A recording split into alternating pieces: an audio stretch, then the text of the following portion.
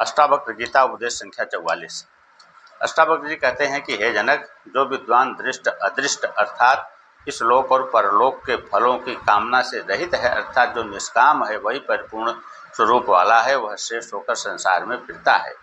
हे जनक, जो विद्वान ज्ञात तत्व है, अर्थात जिस विद्वान ने आत्म तत्व को जान लिया है, उसी का नाम ज्ञात तत्व है, क्योंकि वह भोग और मोक्ष दोनों में निराकांक्षी है, आकांक्षा से रहित है, अर्थात दोनों में राग द्वेष से रहित है।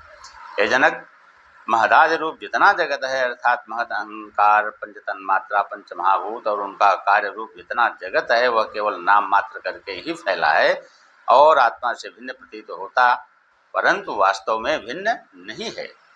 अधिष्ठान के साक्षात्कार होने पर यह संपूर्ण जगत भ्रम से ही कल्पित प्रतीत होता है, वास्तव में कुछ भी सत्य प्रतीत नहीं होता। जिस पुरुष को ऐसा ज्ञान है, वह कुछ भी प्रयत्न नहीं करता है, क्योंकि वह स्वभाव से ही शांत रूप है।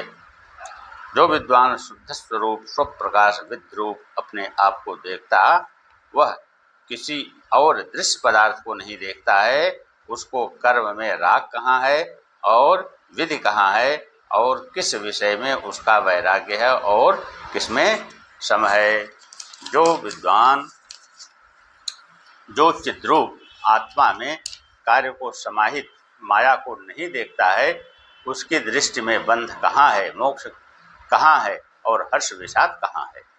आत्मज्ञान पर्यंत ही है संसार, जिसमें अर्थात आत्मज्ञान रूप अंत वाले संसार में माया सबल चेतना ही विवर्त रूप है, कल्पित जगदाकार को भासता है।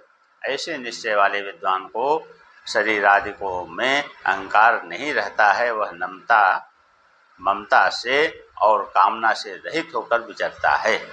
जो विद्वान नाश से रहित संतापों से रहित आत्मा को देखता है, उसको विद्या कहाँ और शास्त्र कहाँ, क्योंकि उसकी दृष्टि में न जगत है और न शरीर है। आत्मा से अतिरिक्त का उसमें स्फुरण नहीं होता है।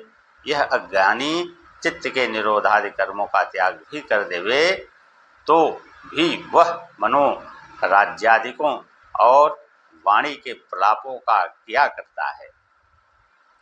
मूर्ख आत्मा का श्रवण करके भी अपनी मूर्खता का त्याग नहीं करता है।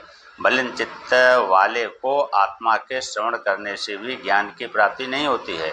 मूर्ख बाह्य व्यापार से रहित होता हुआ भी मन में विषयों को धारण किया करता है।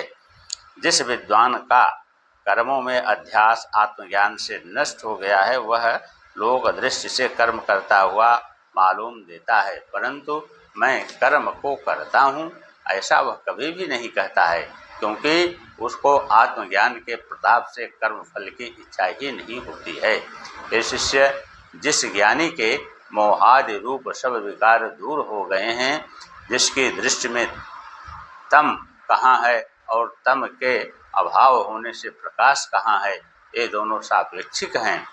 एक के न होने से दूसरे की भी स्थिति नहीं है। ऐसे ज्ञानी को कालादिकों का भी भय नहीं रहता है। उसको न कहीं हानि है, न लाभ, न राग, न द्वेष, न ग्रहण और न त्याग है। अनिर्वाच्य स्वभाव वाले योगी की को धीरता कहाँ है और विवेकता कहाँ। स्वभाव रहित योगी को भय और निर्भयता कहाँ। वह सदा आनंद रूप एक रस है। जीवन मुक्त आत्मज्ञानी की दृष्टि में न स्वर्ग है और न नरक है। आत्मा से अतिरिक्त और कुछ भी योगी की दृष्टि में नहीं है। जीवन मुक्त ज्ञानी न लाभ की प्रार्थना करता है और न अलाभ पर शोक करता है, किंतु उसका चित्त परमानंद रूपी अमृत द्वारा ही तृप्त अर्थात आनंदित रहता है। विद्या और कामुक कर्मों से रहित जो ज्ञानी है, वह शांति आदि शुद्ध गुणों द्वारा युक्त हुए पुरुष की स्तुति नहीं करता है।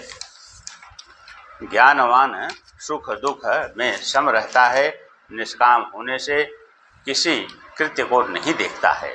जो धीर ज्ञानी जीवन मुक्त है, वह संसार के साथ द्वेष नहीं करता है, क्योंकि वह संसार को देखता ही नहीं है, अपनी आत्मा को ही देखता है, और यदि संसार को देखता है तो बाधितानुवृत्ति द्वारा देखता है।